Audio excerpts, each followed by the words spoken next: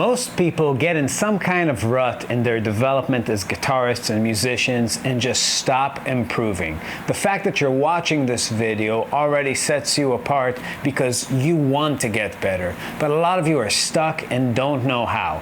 Here are 5 major setbacks that guitar players face and how to get through them. Number 1, one step at a time. But one step at a time is more complicated than it sounds because you're trying to go very, very far. Stevie Ray Vaughan went a very long distance. Imagine that I told you you have to get to China from here, but you don't have any maps, airplanes, or anybody to take you there. You have to go on a voyage. So one step at a time makes people think, I need to go to the fridge and grab a sandwich. I'll look at my feet, 1, 2, 3, 4, 5, I'm there. But to get to a point that's very far away, you need careful planning, knowledge, skill. It's a journey. So to prepare for a long journey, you first of all have to consult with people and map it out. So in that journey, you have to accept that you don't know what you don't know. So this is where teachers or great intuition comes in. But if you really are planning to go somewhere very far, you have to learn from other people, be it recordings, professional private instruction, YouTube videos, whatever it is. You have to somehow start putting this whole musical world on a map and see how you get there and break it up into little chunks. When I say going somewhere in music, I mean being able to do and generate what your favorite player did, not imitate a solo he played once. So I'm not looking at Stevie Ray Vaughan's solo, I'm looking at how can a guy play that well over a song, and how can you do that over a song too? To do that, you got to ask yourself about the person's systems. So if you learn a solo note per note, you start asking yourself, well, how does he know to play those notes? Then you might start learning about harmony, the connection between modes and chords. Maybe once you start putting some of that together, you'll be like, oh, but he's not just playing up and down these things, he's organizing them in a certain way. There are contours to the melodies. Also, there are rhythms. Once I start executing the rhythms, my sound gets fucked up, right? How do I get a great sound while executing nice rhythms? All these things are steps inside a big map of how to get better. We all have to make our own maps and course out our own journey based on where we want to go with this. This process of mapping out where you're going is going to be the thing that informs your practice routines, your development, and also the thing that keeps you motivated. It's your ability to divide the long journey into steps and make sure that your progress is on track. Step number 2, knowing where you're at. In the first step, we divided the long journey of growth into chunks, but you have to be aware of your current skill level. This is harder than you think because most of us are delusional as fuck when it comes to our abilities. Delusion can work 2 ways. You can be manic and think you're just the greatest in your bedroom, or you can be a depressive guy and think that everything you do is worthless. Both are counterproductive approaches. You have to be level-headed and see where you actually are. These days, you see a lot of people who transcribe solos note per note and then upload videos of themselves playing them with the recording, or playing along to records, or playing with backing tracks and sounding not so great. This always reminds me of the joke about the elephant and the mosquito. The elephant runs in the savannah with a mosquito on his back, and the mosquito looks back and says, "Look how much dust we're making." This is exactly what can happen to you. Now, I'm not saying you need to get rid of delusion completely. A lot of times, you can close your eyes, play along with a band or with a track or with an album, and really see that center of your playing that is very good. We all have it.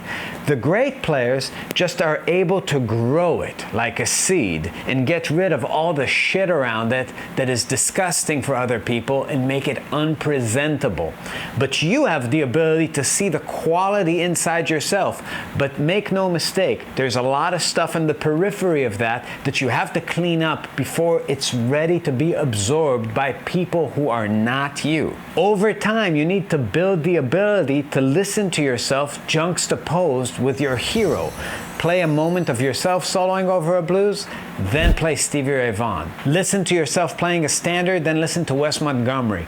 And start trying to ask yourself questions about what the differences are in notes, in rhythms, in tone. You'll learn a whole lot this way. Think about that best part about your playing, like having super straight teeth. But now imagine that you weigh 550 pounds, have acne, and shit stains on your shirt. It's gonna be really hard to date until you get some of that other stuff together, but those beautiful pearly whites could be the selling point for a hot babe once you get a new shirt, a personal trainer, and some acne cream.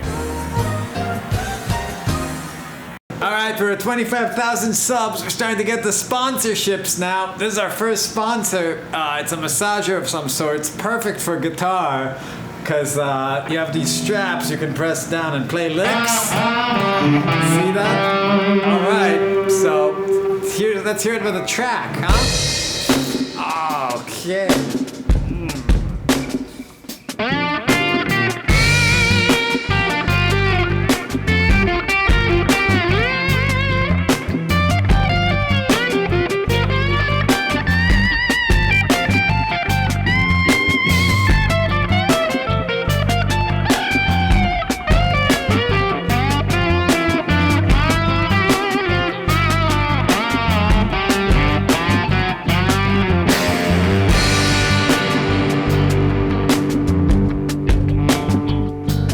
Step number 3, knowing what to work on. Your biggest problem is always your next step.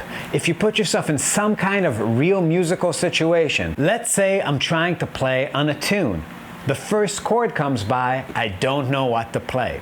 Okay, I need to learn what key is that tune in? What is that chord? What is a key, right? This can be taken all the way back. Let's say I'm playing a 2-5-1. What fits on a 2 chord? I find out it's Dorian. I find out where the notes are. Then I don't have anything interesting to play. Maybe my rhythm sucks. Maybe my tone sucks. I have to make this determination of what I think the biggest problem is. If you just ask yourself, I can't blank. What is the blank? I can't find the notes. I don't have good rhythms to play, my tone sucks. Whatever that is what you need to dedicate your time to work on. Once you address that enough for a few hours, then the next I can't will be a totally different thing, and that's where you need to dig. Number 4, commitment, consistency, focus. Think about it like going to the gym. If you go to the gym for 1 hour every day without skipping days, you will be shredded. If you want to shred on the guitar, focus 1 hour, 90 minutes, whatever a full cycle of practice means to you, but be absolutely consistent about it, no excuses, and watch the magic happens. That's the number 1 prerequisite. If you can't make daily, consistent time for it, just fuck off. If you can't clear up time in your day for practicing, sleep less and clear up some time. Because without the consistency, no person, app, video, lesson, any of that stuff will ever help you. Step number 5, leave your persona at the door. A lot of us are the musician guy in the eyes of our peers, our friends, our family, and it's sort of like a mask. This is very counterproductive. You have to take the mask off when it's time to practice. What I mean by that is that in order to have a productive and honest practice session, sometimes we have to go back all the way to the beginning of music. We have to make horrible sounds. We have to teach ourselves to play things, experiment with fingerings we've never done before, make sounds that are completely beginner-like, like an absolute novice. And when you're alone, you have to allow yourself to sound terrible. A lot of people, a lot of you listening, never go to those places. But some of my students need to practice at a quarter of the speed they practice, but they refuse to because they won't make the sounds of a beginner. It stirs them up too much. It makes them think that they're worthless because they have to go back to the beginning. But that process could get them great at something in 2 months, whereas the other thing, you can drag it on for a decade and still sound the same. If you find that you ran into a wall and you're not getting better, you need to decide what you're working on and have the courage to go all the way to the beginning and see it with brand new eyes and allow yourself to make whatever sound needs to be made. I think that a 90-minute uninterrupted practice cycle every day followed by a 20-minute deep rest on the guitar, not scratching your balls and eating Cheetos, I mean just playing freely and watching the fretboard as you let your brain process the information you just practiced, is the ideal amount of time. If you clear up the time and follow these 5 steps, I guarantee that in 1 year you will be transformed into a new player. Comment about what your biggest hang-up is at the moment in the comment section and let's work on it together. Also, join our Patreon family in the link below. Also, please subscribe, like, share this, and we'll see you next time.